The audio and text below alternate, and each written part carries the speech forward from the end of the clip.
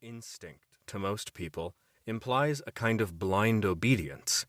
We think of instinct as a set of instructions written in DNA, passed down through generations, controlling a bird's behavior.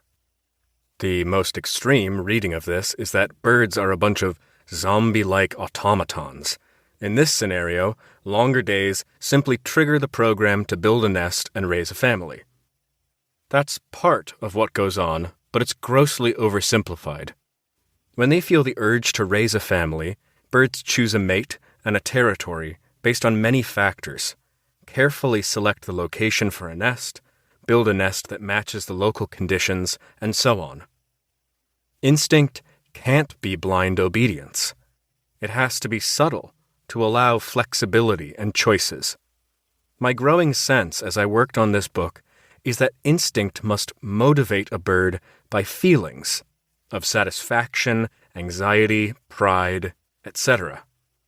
I realize this is enormously anthropomorphic, but how else do we explain the complex decisions that birds make every day, balancing competing needs such as finding food while minimizing effort and risk?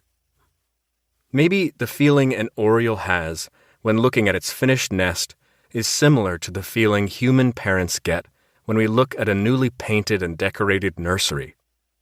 Maybe the chickadee sleeps well after a good day of gathering and storing food for the winter. I believe that the male and female Canada goose are attracted to each other, that the parent tree swallow feels satisfaction when it is able to bring high-quality food to its young, and that yellow warblers feel a sense of pride in their territory and their family. Instinct provides the instructions and a suggestion, and the bird makes a decision based on all of the available information. We describe these feelings with words, but underneath the language, they are all just feelings, and we often qualify them with descriptions like stirring deep within.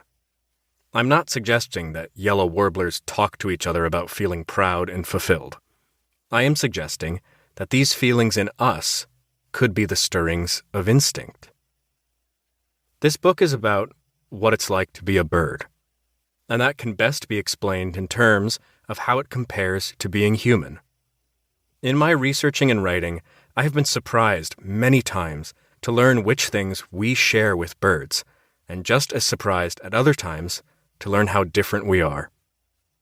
I hope these essays will inform and inspire you, the listener, to be a more engaged and active observer of the natural world and lead to a deeper understanding and appreciation of birds and our shared planet. Deerfield, Massachusetts. How to use this book. Scope. This book is a guide to the science of birds, but it's an incomplete guide that barely scratches the surface of their world. It is not designed to be heard straight through. It is designed to be browsed casually, so that different topics will spark connections and perhaps even a sense of discovery. The species of birds included here are a selection of the most common and/or familiar in the continental U.S. and Canada. Much of the science described here applies to birds anywhere in the world. Organization. The heart of this book is the portfolio of birds.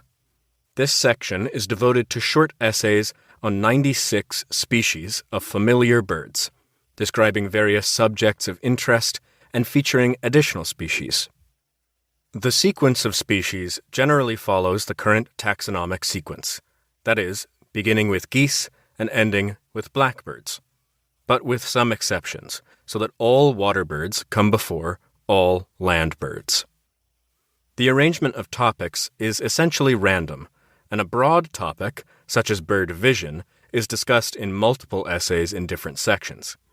In the printed book, many of these are cross-referenced, but this is not practical in an audiobook, and all of the information is related in some way. Think about the connections as you listen. The topics chosen for the essays in each section are related to the species featured, but many topics could apply to any species. For example,